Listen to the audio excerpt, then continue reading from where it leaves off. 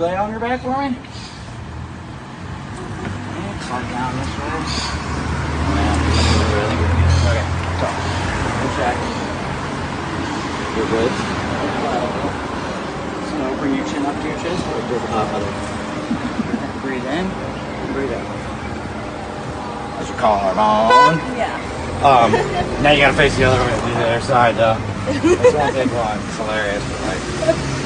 I've done a lot of this here in Israel. Right on your feet. And bring your chin up to your chest again. Breathe in and breathe out.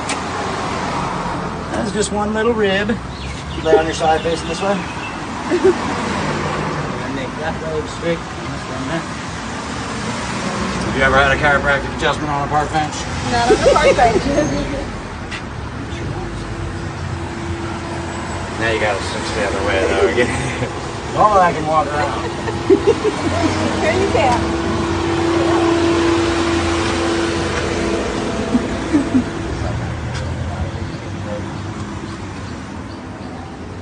There, perfect. Sorry, this is not.